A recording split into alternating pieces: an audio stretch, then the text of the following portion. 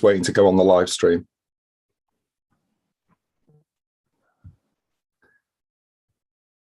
Good morning, everybody. Welcome to the Primary Care Commissioning Committee meeting for the 9th of December. Just so members note, we are live streaming on YouTube. So I'm going to do brief introductions for everybody attending the meeting, just so the public are aware. And we'll go from there. So my name's Jonathan Evans. I'm the chair of this group and I'm the interim deputy place lead for Rochdale. I'm just going to go across my screen. So Nadia, please. Good morning, I'm Nadia Baig and I'm Associate Director for Delivery and Transformation here in Heywood, Middleton and Rochdale. Sarah Crosley. Morning, everybody. So I'm Sarah Crossley. I'm Head of Primary Care and Community Services for HMR locality. Greg. Morning, everyone. Senior Commissioning Manager for Primary Care and Community. Steve Rumbelow. You're on mute, Steve. Apologies. Morning, everyone. Steve Rumbelow, place lead for HMR and Chief Executive Rochdale Council. Chloe Chapman. Chloe Chapman, I'm GM LLC representative for HMR. Alison Kelly. Morning, I'm Alison Kelly. I'm the Locality Associate Director for Nursing Quality and Safety. It doesn't help that all your pictures keep moving. Kate Jones. Morning, I'm Kate Jones. I'm the Chief Exec of Health Watch Rochdale. Tabitha. Hi, I'm Tabitha Gardner. I'm the Director of Finance for Rochdale Care Organisation. Sonny. Hi, I'm Sunny Chandy. I'm a dentist from Middleton and I'm the representative for the Heywood Middleton Rochdale LDC. Thank you. Finally, Stacey. Hi, I'm Stacey Comer. I'll be taking the minutes. Thank you, everybody. Welcome to the meeting. Stacey, have we got any apologies? Just from Shabnam Sada. Thank you. Is there anybody I've missed on introductions? No. Declarations of interest? Any declarations of interest anybody wishes to declare? No, thank you very much. If we go to the minutes of the previous meeting, which was the 14th of October, does anybody have anything they want to raise as in changes to the minutes, please? No, if not, can we take those as an accurate record? Action log, there are 3 open action logs. The first one, in terms of reference, share the proposal outlining potential options for a patient voice. I think that's on the agenda. The next one, quality and safeguarding to be included in the membership of the subgroup. I believe that has been actioned. And the estates, further information regarding CHP estates work to be brought back to the next meeting is on the agenda. So unless anyone's got anything to raise on the actions, we'll take those as being predominantly on the agenda for today. In terms of chair actions, number 5, there were no chair's actions from the last meeting, so nothing to update. So into the agenda, public question protocol, and I should say that we haven't received any public questions for this meeting this time, but we have in the past. We are looking at a protocol across all our meetings. As you'll be aware, we report to the locality board and the locality board reports into the ICB. And we do receive a number of public questions across all our meetings within Rochdale.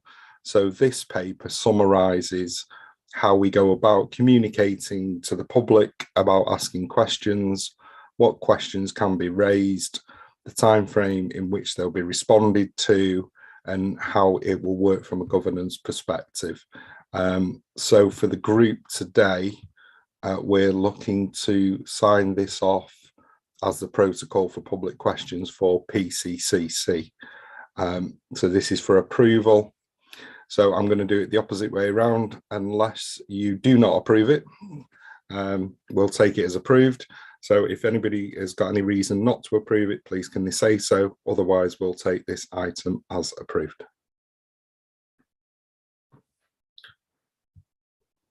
Thank you. No comments, so we'll take that as approved. And we will go to the next agenda item, Sarah, which is the risk register, please. Yes, thanks, Jonathan. But Greg's here and he's actually written the paper. So if the committee's okay, I'll hand over to Greg to take you through the paper. Great, thanks, Greg. Everyone. No worries. So the risk register is attached for you to look through, and the updates are in red and blue, depending on the last clip. Been a couple of months since last time we met. The one key thing to note is the added risk around digital interoperability, enhanced access, which is around our enhanced access that our PCNs are delivering, struggling to get compatibility with EMIS and NHS 111 to take direct bookings. This is an issue with the EMIS system across the country, if you will. But this does inhibit us to get those links in with 111 and to pick up those appointments to deflect people from urgent care. So it's just to note that is on there, and that's something we're working on. We've got mitigating actions in place with regular subgroup meetings with EMIS to try and work on this problem. And as I say, it does affect all localities. I think in Sarah's update later on around enhanced access as a whole, she might go into it in a little bit more detail, but that is just to note that it's an added action to the risk register, and everything else is as is. But happy to take any questions on anything else on the risk register or anything else on this topic. But as I say, I think Sarah might pick this up in her agenda item later. Thanks, Greg. And just to assure the group that the EMIS issue is being discussed at the IMNT group, which Venk, our GP colleague, chairs. So it is an ongoing action. Sarah. Yeah, I think just to add to that, it has also been escalated up to GM, and it's been escalated up to the GM PCC as well. So it should be on their risk register up there as well, so everybody's aware of it. And there are ongoing discussions between NHS 111 National and it affects EMIS and TPP and all of the patient systems in there. So it has been escalated through those routes also. Yeah, thank you. Any questions for Greg and Sarah on the risk register? No, thank you. Can we go to the patient participation group paper, please? Yeah, that's me. Thanks, everybody. So I'll just do a bit of a brief update and then take any questions or discussion. So the purpose of the paper is to just update the committee on the plans and the timeframe that we've put in place working with Healthwatch following discussions at our last PCC committee about reinstating our PPGs following the pandemic. So as members will be aware, I think PPGs were stood down during the pandemic, and 10 of ours have so far restarted their PPGs. A further 10 are making progress towards that, but we have got about 16 practices that have not made much progress towards that yet. So in conjunction with Healthwatch, following their deep dive, we've had discussions with practices and our PCN CDs and Healthwatch, and we felt that a pragmatic timeframe to work towards for getting all the PPGs fully reinstated would be by the 1st of April 2023, and that's to allow practices to focus on the current winter pressures, which we know everybody's feeling at the moment.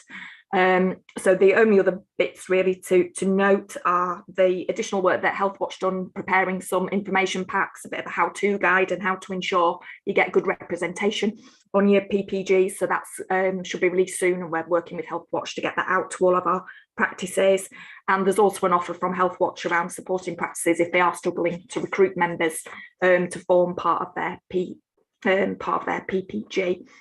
So that we've offered practical support to the practices, and as required, they'll get in touch with us and we'll work with them to make sure everything's reinstated by the 1st of April. I think the only other point to highlight is the future potential and development of PCN or neighbourhood level PPGs and how we might link these in with the neighbourhood programme of work going forward. But I think we've had very initial discussions with some of our PCN CDs, and they are open to those discussions going forward, because that's not a contractual requirement, but given our strategic direction of travel, and we did used to have a borough-wide PPG, we're thinking that might be the best footprint to take it forward on. But once they've all fully reinstated the contractual requirement for the PPGs at practice level from the 1st of April next year. We're going to pick up those discussions in a bit more depth, working alongside Healthwatch about how we could develop a neighbourhood model to get that patient voice embedded in our neighbourhoods from a primary care perspective. I think that's it from me, but happy to take any questions. Thanks, Sarah. A really good piece of work. Any questions for Sarah? Kate? Not so much a question, but more of a comment. Just going to say this is the first Healthwatch report that's come in since COVID with statutory recommendations on it. And just want to say thank you to Sarah and the team for the support and working together in the collaborative approach that we're taking on how we're moving forward with the PPGs. It's really good work. So thank you very much. Brilliant. Thanks, Kate. That's really good to hear. Steve?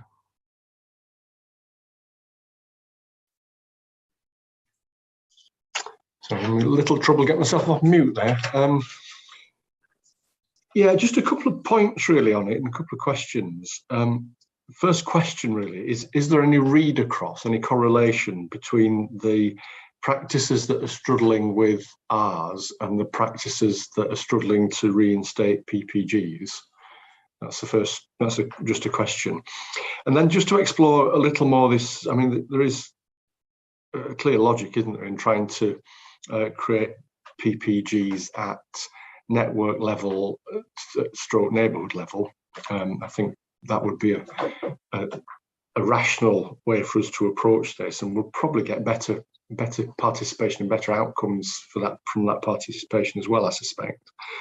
But the question really is, and Sarah, you were saying that we would be exploring that after April, effectively, once we've got all the PPGs back up and contractually compliant. So at the moment, a network level PPG kind of arrangement is not compliant with the contracts. So my question really is, why would we be trying to do both? Shouldn't we be going back to the NHS, going back to the ICS and saying rationally we should be changing the contractual arrangements to enable us to operate the PPGs at the right level? It's double running, isn't it, essentially? Yeah, possibly. I think, yeah, it's a requirement of the GMS, PMS, it's the core GMS contracts that every practice has to have its PPG. So that's obviously why we're focusing on reinstating those first.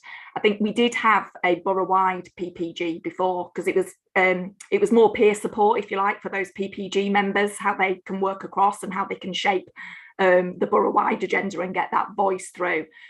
So I think it's on that line. So not an exact duplication, but I think that's where we're thinking about it might be better on a neighbourhood footprint going forwards. But yes, I guess we could raise that. But it's just, I think they're very different, and obviously practices still run quite differently, and how they get their patient voice held in those individual practices is where the contract's coming from as it's currently written, I think.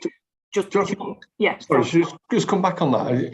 I think we just need to be clear, really. If it's about a patient voice to feed into things like the locality board deliberations at a borough-wide level, then that's one thing. Yeah.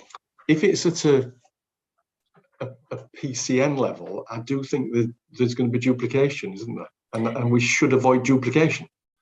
Absolutely. Yeah, I think me and Kate picked up some discussions yesterday potentially about how it might work, because there will be a very strong programme of work around how the whole community voice, patient resident voice, is heard through the neighbourhood programme. This has got a specific focus on primary care, and that's the bit I think we need to work through and make sure that there is no duplication, because I think that's a very good point. Yeah. Thank you. So do you want me to answer question 1 before Mo comes in, or Mo might want to come in around the discussion we've just had around the PCN ones? I'll bring Mo in. Hi, Mo. Hi. I'd echo what Steve said, but I think the thing is that because a contract says we have to do something, it really is down to us as to how much effort and resource we put into doing it. Now, at my surgery, I could have one person and define them as a PPG, or 2 people. And it doesn't define that I have to have a meeting every month or every week or every 3 months. I think the issue for me is you comply with the contract by saying we've got one and have a nominal person in, but I'm not one for waiting for contracts to tell me what to do. I think from a Middleton network perspective, once we get our elected members in, I think that's the beginning of our PPG that would have nominations from all practices in that network. And clearly, if there's a health or social care issue, very often the elected members would be the first people that would be notified that a resident has an issue. So I don't see why we can't work on a model of having a PPG, but having PPG representation on the neighbourhood board, which may be just the elected members, or it may be an elected member plus a resident, which I think would be a more practical solution. And especially with networks now, our 7 practices are starting to comply with same policies and same way of working with some variation. But I think neighbourhoods and network level neighbourhood PPGs are the way forward.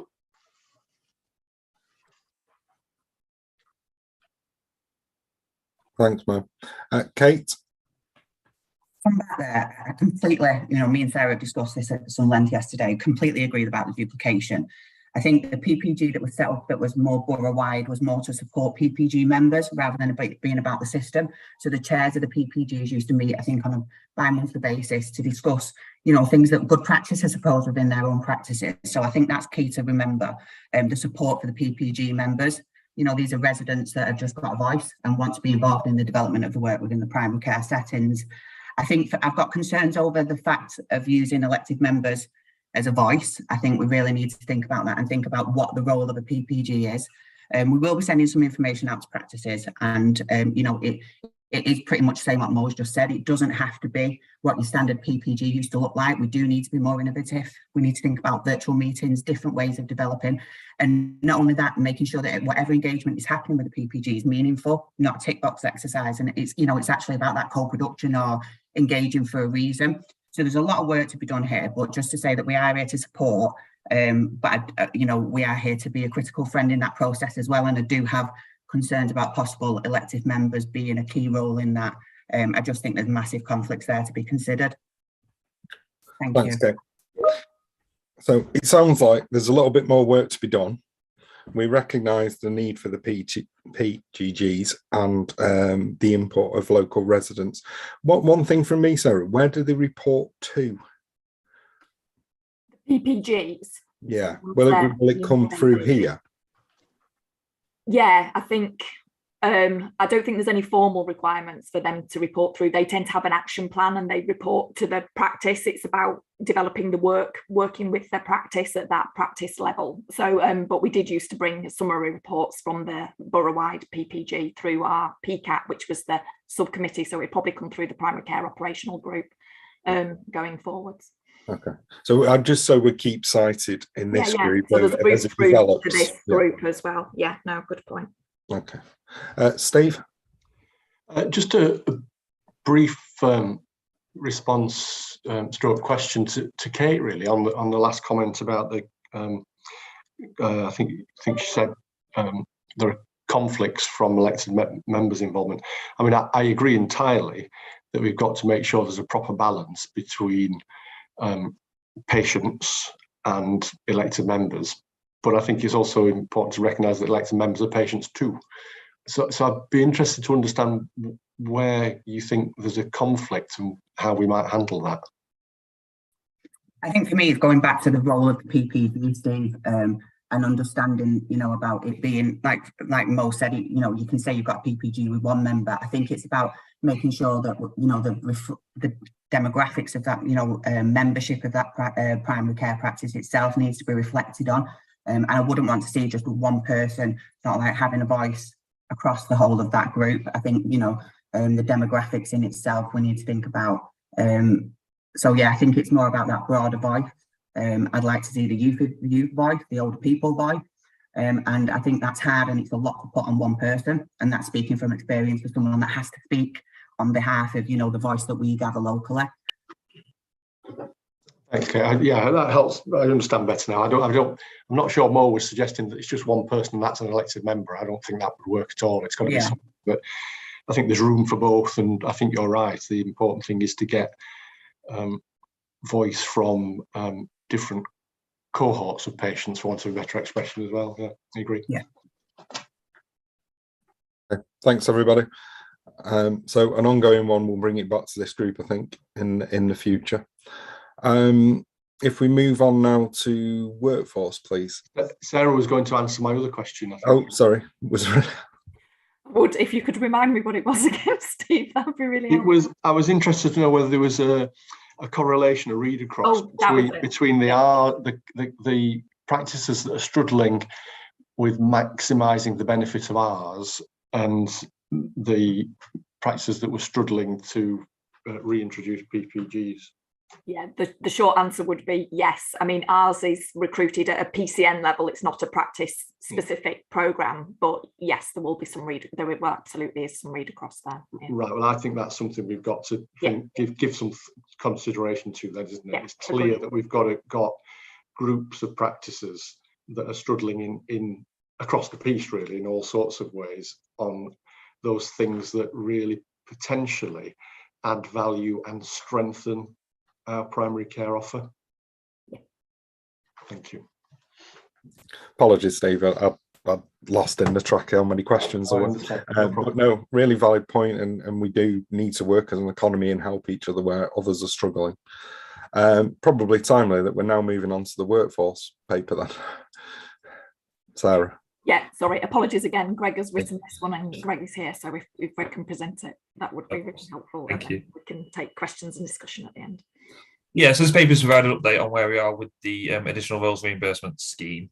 And I just thought it'd be useful in the paper just to outline the different types of roles and the number of roles that we have across the PCN, which are all adding that additionality to practices and PCNs and delivering appointments and supporting our patients here in the locality. A lot of work has gone on since October. We've managed to reduce that underspend by around £700,000 in the last 2 months, which is no mean feat.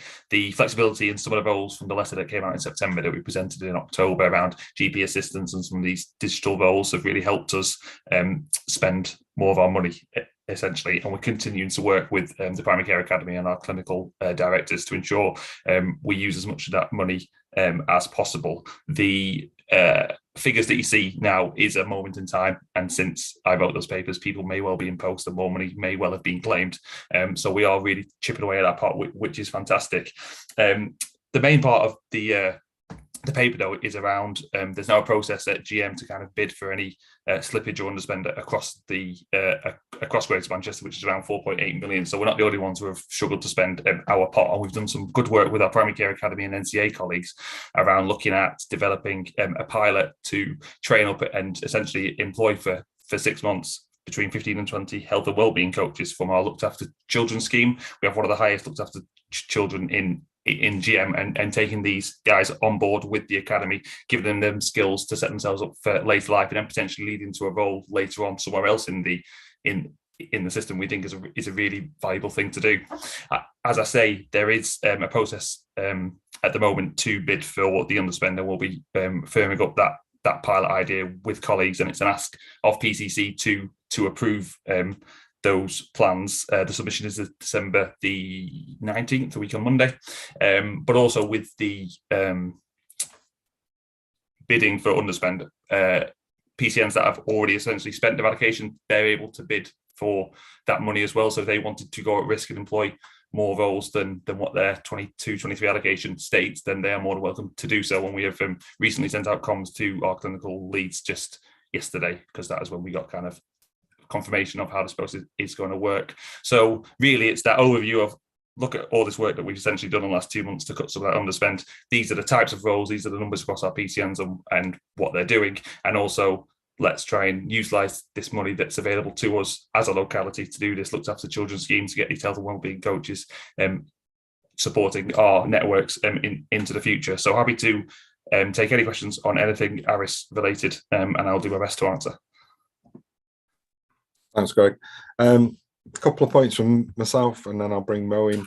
I think it's really good, and thank you for the work that you've done. That's a much improved position from where we are, which is really positive. I think whilst we can bid for money, it's December. What's the reality of getting people in post almost in this financial year? So just something to be mindful of, that there is a time delay on recruitment. I guess looking down the table, there still seems to be Canalside and Rochdale North, which are the biggest, or, you know, struggling to recruit maybe, or find the process. I guess back to Steve's question before, is that capacity in those PCNs, and is there anything we can do to help them? And I'm sure you've tried already, but we just need to be mindful that if some are ahead of the curve and some are behind, we don't leave people behind. How do we bring them up almost? Mo, you've got a question. More a statement. Or a statement. Mine was more of a statement, to be fair, than a question. The problem we have is one of my SPLWs is being transferred over to Rochdale North. And that's a discussion I had with Richard Darling, purely because she lives close to there and she wasn't aware there'd be an opportunity. So she's moving across. We've got a waiting list of people who want to take on an R's role. So I'm backfilling quite quickly in terms of anybody that's moving. So the problem we have is that certain people want to work in certain areas because they see certain opportunities and working in a larger team, whereas they have concerns working in other localities because they feel they may not develop or they may not be supported, and so on and so on. So it's about creating an environment and kind of inviting environment in the other localities where individuals feel supported. The problem with the funding is that, yes, I could bid for that funding and get the funding, but the problem is there's that little caveat to say that I've got to be in a position to recurrently carry on funding that position from April next year. Now, if I've already spent up to my baseline for April next year, there's no point me applying because I can only offer a 3-month contract fixed before I've got to let that person go. So that means that only the people who have not used their budget are the ones that would bid for it. And they're only bidding for it because they didn't use it. So are they in any better position to recruit in the first place? So I don't know if we're going to go around in circles at GM level with not doing anything more than we're doing now. I couldn't disagree with anything you just said. Well, that is the frustrations me and Sarah have been having, and trying to spend that in 3 months is nigh on impossible. And as you say, it's then becomes your cost pressure going forward. So they've tried to do this process at GM. I think there is an elephant in the room about being able to spend all this money in time. And I think we will be coming back here probably in February with their next idea to spend this money. But we're just working within what we can at the moment and doing our best, and we'll just see where it takes us, I guess. Mo, do you want to come back?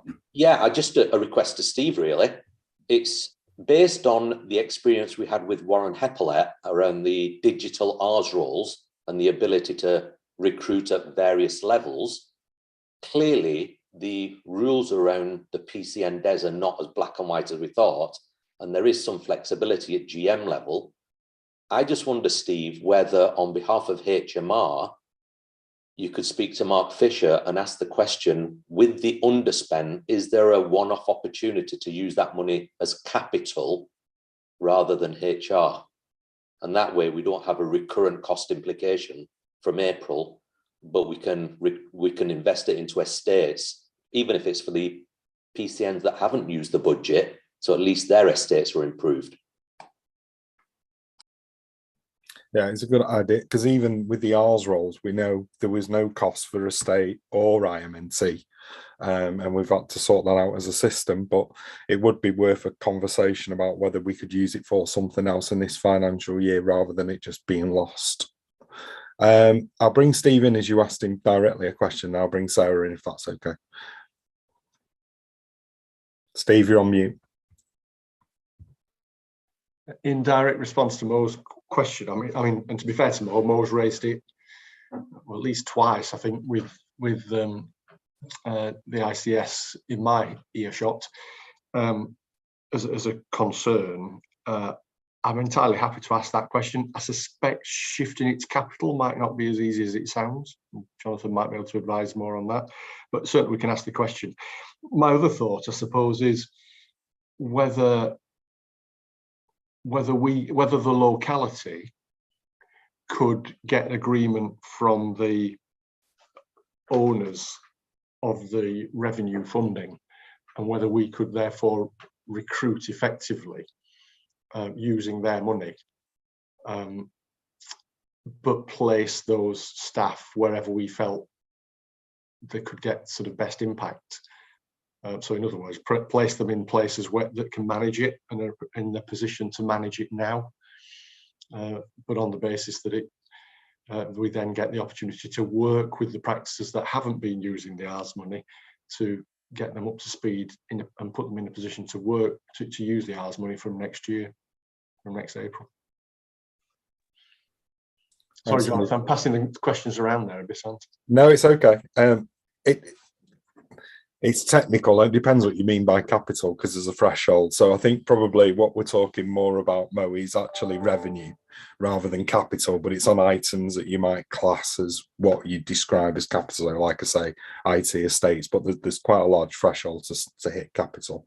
But I think it's definitely worth a discussion. The fact is there is circa 800,000 in the Rochdale economy that's not being spent, and if we can utilize it in other ways, then we should try to do that. So yeah, definitely worth a conversation. I'll bring Sarah in and then come back to you, Mo, if that's okay. Thanks, Jonathan.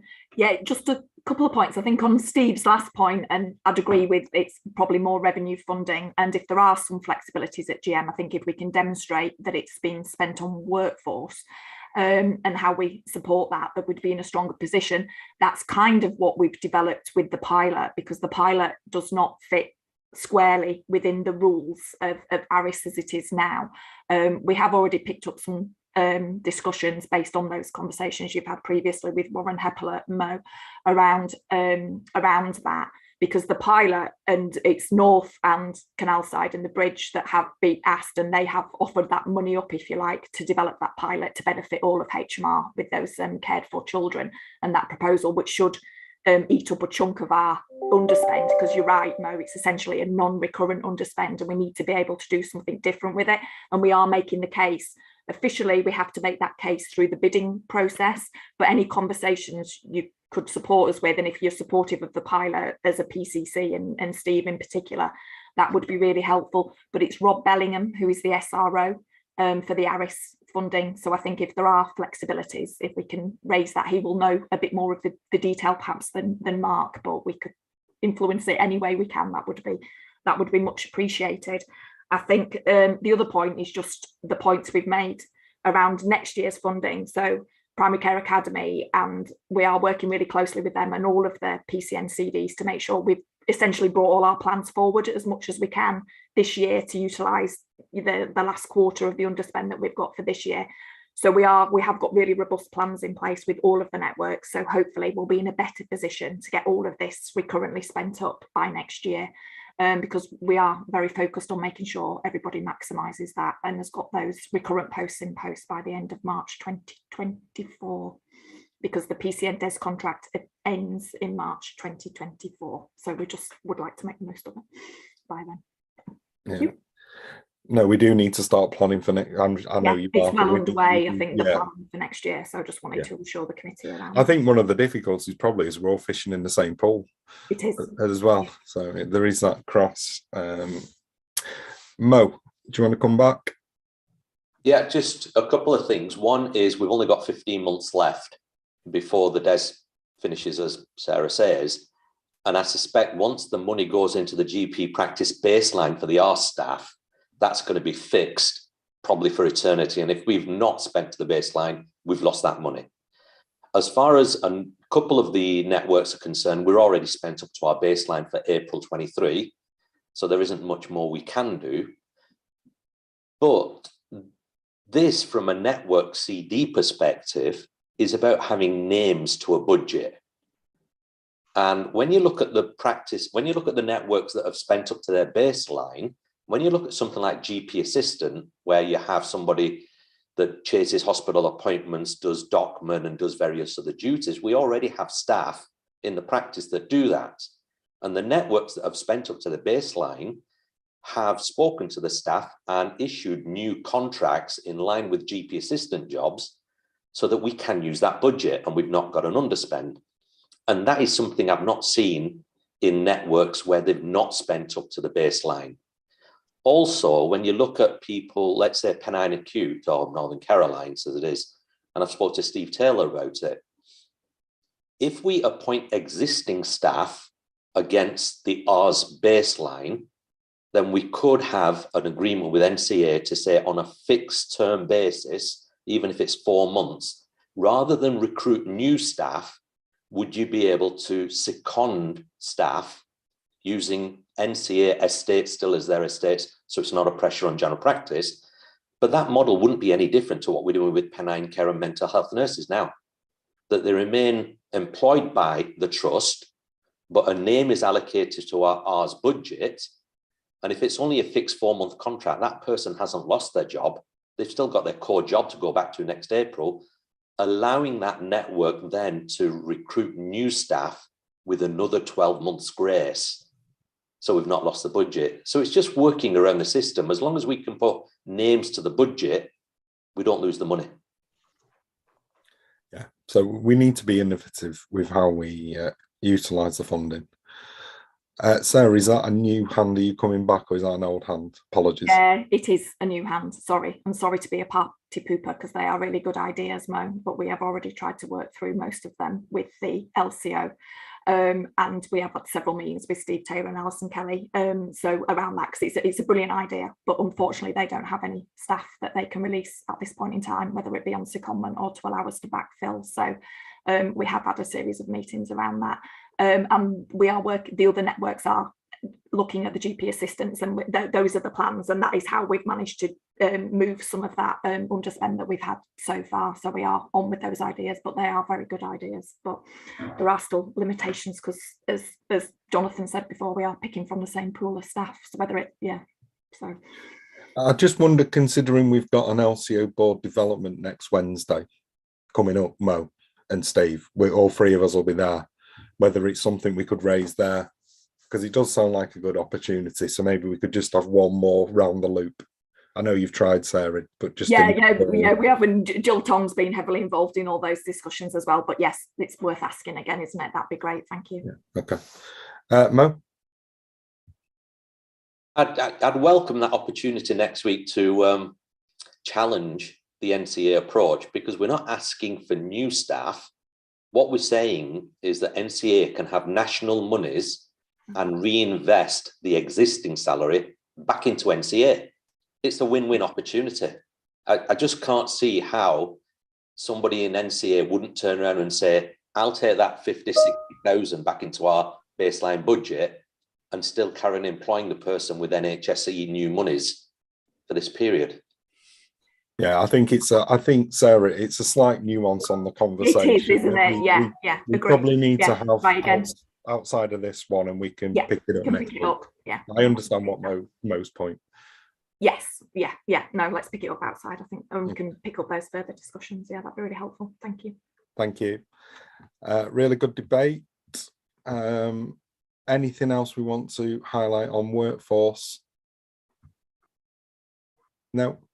Can we move on to winter pressures, please? Yeah, sorry, it's me again for this one. So I'll just take you through the main highlights of the paper. So the main purpose of the paper is just to update on some of the additional winter schemes that we've been able to put in place through the release of the primary care surge monies. I know at the last committee we updated on some of the support that was going into PCNs via the National NHS England letter, but in addition to that, locally our GM ICS has released a further 4.5 million across GM for primary care to develop winter schemes to support surge planning over winter. So there was a process put in place for that, and we have had our allocation, which is approximately 309,000 for HMR, and we're working to mobilise rapidly 3 key schemes around that. So the first scheme is around increasing capacity of our existing enhanced primary care hubs. So there's two arms to that. So we've been able to recruit some additional PMP support. So that's one full-time paediatric nurse practitioner who is predominantly going to be based at our Phoenix hub. And we're hoping that should commence. I think we're just working through some estates issues around the rooms, but that scheme should be able to mobilise rapidly from next week. And the other bit is looking at the moment, the enhanced primary care hubs open at 12, so they offer appointments from 12 p.m. till 6 p.m. Monday to Friday, but we are looking to open them earlier at 10 o'clock in the morning. And again, that should be mobilised and in place from next week. The other scheme was based on the success of our WAF, it was the Winter Allocation Funds last year, was around additional appointment time being put in place within each of our GP practices.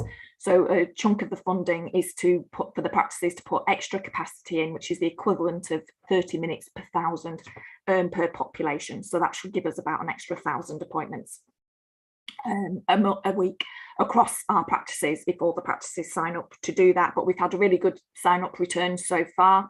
And that scheme has actually gone live this week. Given the current pressures we're seeing with the Strep A news and across paediatrics, the practices are trying to focus and prioritise under 12s for those additional appointments that they've put in for this week and for the coming weeks. So that's really positive. We're starting to see that now. And the other scheme is around some additional capacity for AVS. So AVS is our acute visiting service, which is run by Bardock, but that once practices reach capacity, it allows them to do the home visits on behalf of our practices. So that also does support practices to be able to put more capacity in, because they're not losing GPs out on home visits, so they can put more appointments on at practice level. So there are three main schemes.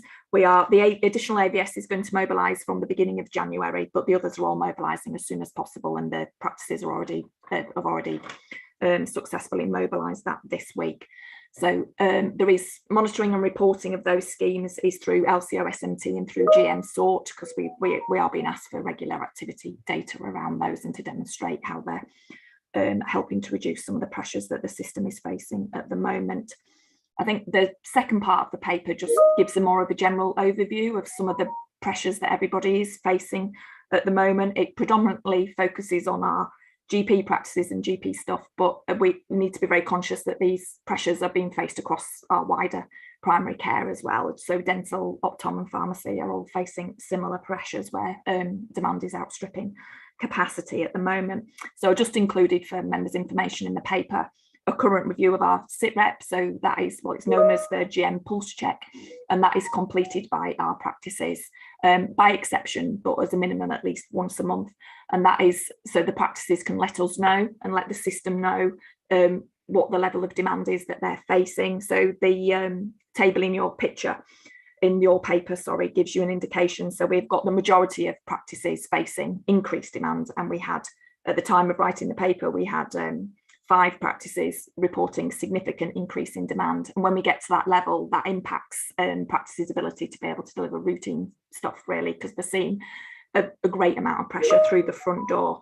Since the time of writing this week, their practices now, we've had an increase. So we've got 6 practices reporting significant increase, and we've still got 3 practices at 8 reporting very significant increase in demand. But I think when we look at that, as we also include in the paper, it is helpful to acknowledge the amount of capacity that is out there. So we just included the new updated data from September. So it's really positive to know, there's been over 100,000 appointments delivered across primary care throughout September, and about 70% of those were face-to-face appointments. I think the other bit to know when we're just looking at that data is it is GPAD data from NHS Digital, and there are still limitations with that data. So for example, that data set doesn't include the appointments that we're offering through enhanced access, which does average out about 1,000 appointments a week. The Sunday and bank holiday service, which is another 24 appointments every week, and our enhanced primary care hubs, again, which is another 120 appointments a week. So there is a huge amount of work going on there. There's a lot of face-to-face and there's a lot of appointments delivered, but we are still seeing that increased pressure across the system, and that is shared by our non-GP wider primary care colleagues as well. So I think they were just the main bits I wanted to highlight for the committee from the paper today, but happy to take questions and have a discussion around what we're doing to try and support primary care through winter. Thanks, Sarah. So really positive that the additional funding and the schemes are up and running. Yeah. Really positive of appointments and the number of patients primary care are managing to get through. However, massively increased pressures. Not exactly surprised given the amount of bugs that seem to be going around at the moment. Chloe, have you got a question? Sorry, yeah, not really a question, but just wanted, I've been asked to give a bit of feedback about actually what we're doing in terms of supporting GP practices and other primary care. Basically just to make people aware that we are in communication with the GM-ICB comms team at the moment. So we do have queues now accessible in all 10 localities across GM. And obviously all by the same provider through PES, which is now the one contract that we're dealing with.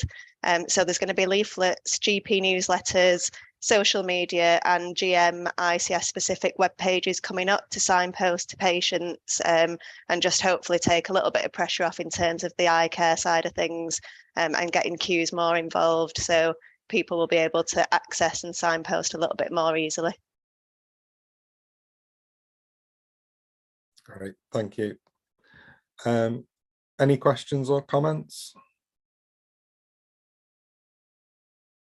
No, thank you. Right, I'll move us on, and the next report is finance, which I'm going to do myself. So in terms of the finances, quite a static position. The one area really to flag is prescribing.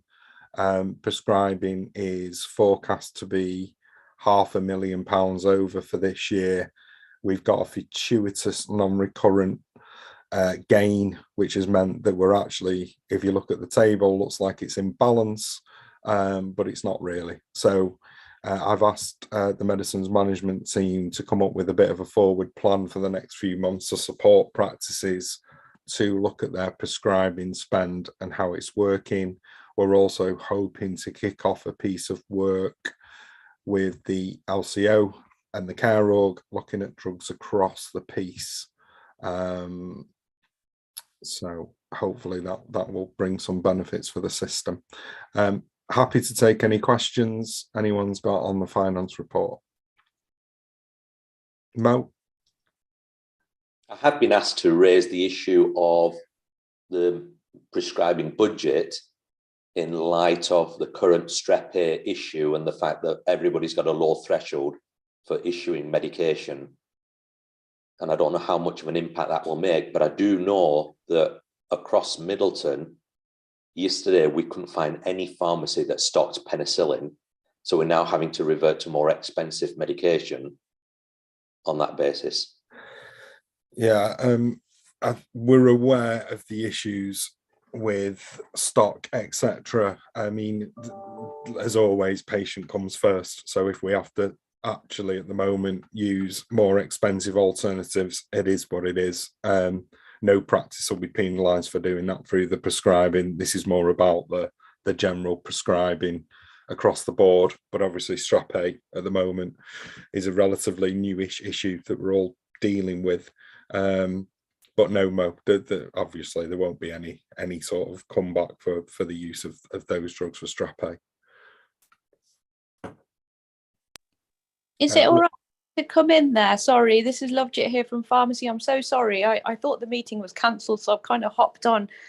Just to say that the antibiotic issue is something that we have raised to the ICS, and I have been gathering feedback and reports on the current stock and supply issues. And as of yesterday, it was a dire situation in that nobody was able to get hold of penicillin, amoxicillin capsules. But it looks like the supply is starting to come in.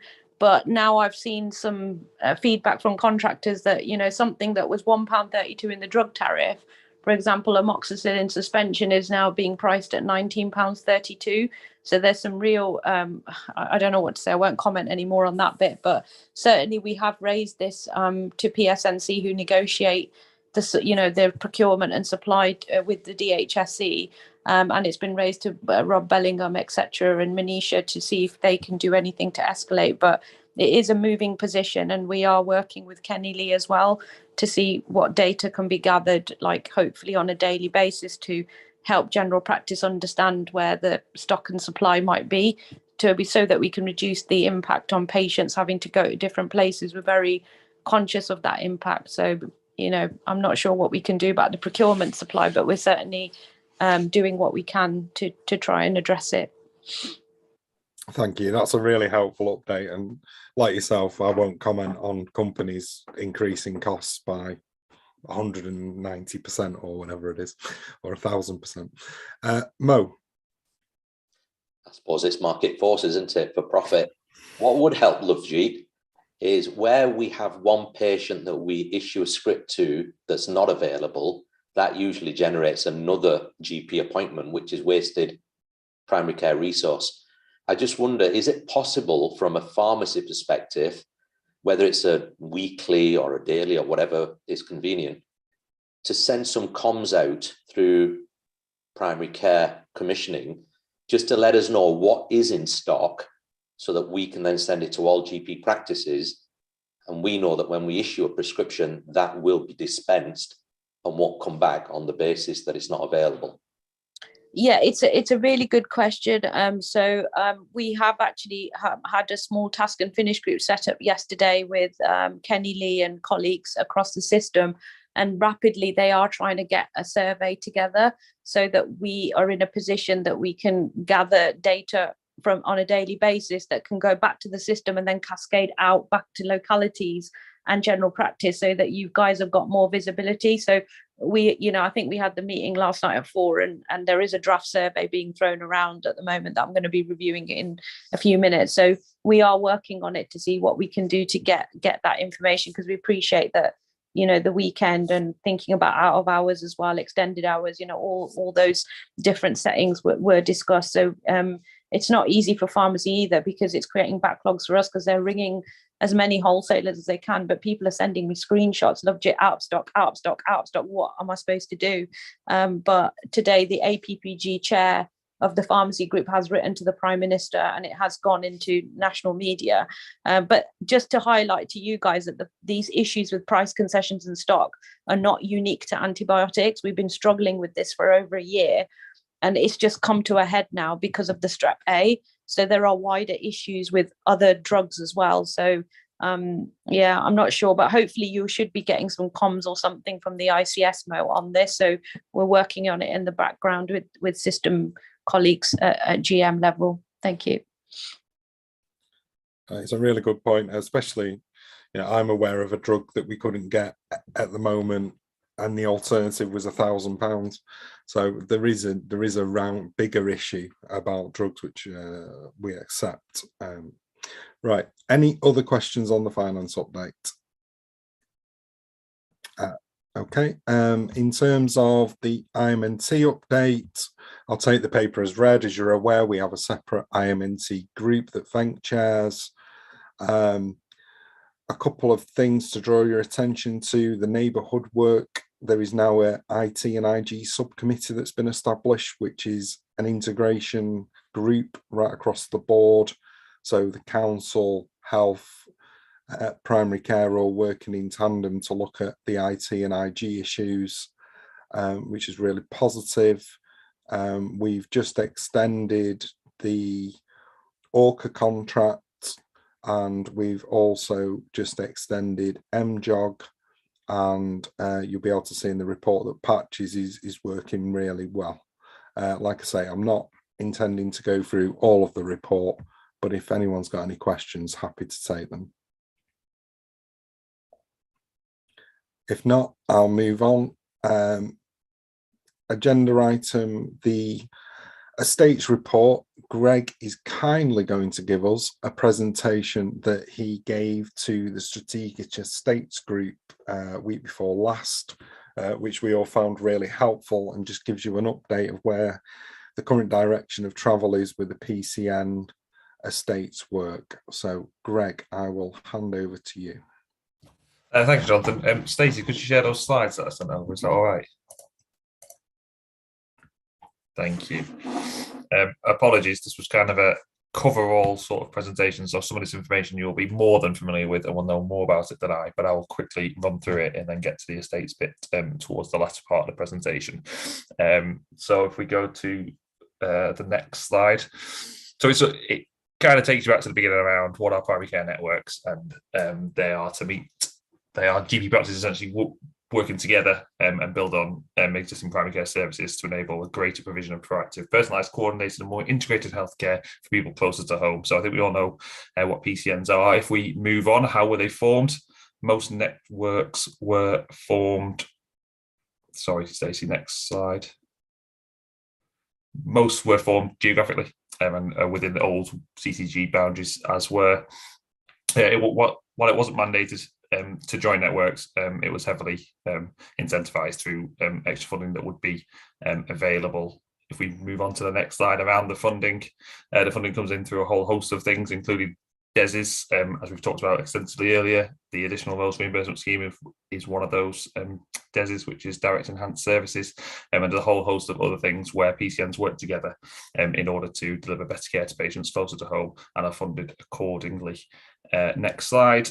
As you all know, we have 6, and that is what they are called: Heywood, Pennine, Canalside, Middleton, The Bridge and Rochdale North. As we move into the estates side, this just gives you an idea of kind of where they are located geographically, and also kind of that list size, and the list size as a PCN as a totality as well, around 33,000 there, with some bigger and smaller practices in there. We move on to Pennines next, I think. Similar size, not too much bigger than Heywood, some bigger practices in there and some smaller ones located around the Pennine area.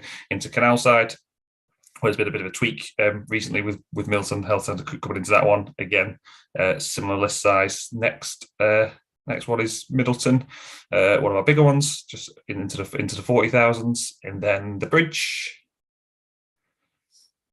It was one of our smallest, and a lot of those are based, as you can see, in Nybergen House, which in theory should help with working together and things like that. And then finally, Rochdale North, which is a large one, if I am correct, our biggest, and that is where they're all based.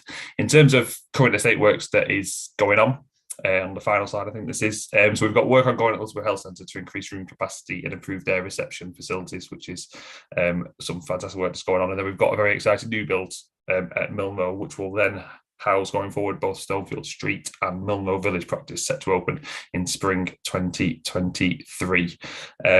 So they're the key things around estates in primary care going forward. It is flagged across GM and nationally that with these additional reimbursement roles, there's more roles in general practice, and they're struggling to house these people, and this is a constant pressure and a constant risk, if you like. And we continue to work with our estate leads, Mark Bonds, to find other locations to house these people, whether it's through bookable rooms at places like the Phoenix Centre or Whitehall Street, to try and enable the maximisation of these roles for them to see patients face to face, which is what we're obviously getting back to post COVID. There's also a little bit of work going on at GM around estates. It's kind of 2 parts to it. There's a clinical aspect first, which is based on the PCN toolkit that was shared with people to look at PCN's strategy moving forward and how they're going to use their additional roles. And then the second part of that is more of an estates refresh kind of review to look at what they've got and what they might need going forward that would link into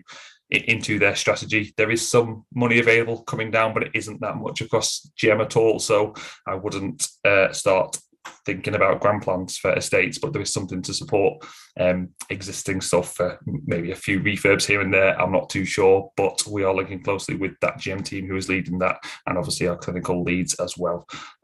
So that is probably it, Jonathan, if that's all right. That's brilliant. Thanks, Greg. Thank you. So like I say, this was presented to our strategic estates group. Really important piece of work. And whilst there is not a lot of money available, there is some. And obviously in Rochdale, we always want to be front of the queue if we can. So there is a bigger piece of work going on, as you'll be aware, about the overall estates. But this PCN work is going to look at what we think the needs are for the future. So important that we're part of that journey with the GM team. So just wanted to make this group aware. We will bring updates back, and also it's being monitored through the Strategic Estates group across Rochdale. So thanks, Greg. I found that really helpful. So thank you. Any questions for Greg? No. In terms of back to the agenda, we're on to item number 15, which is public questions. I believe that we've not received any for this meeting, so there were actually no public questions to answer, but obviously the public are quite welcome to ask questions of this group. And as per the earlier paper, there's a policy now that will be in place for those questions. So any other business that anybody wants to raise, please? Mo.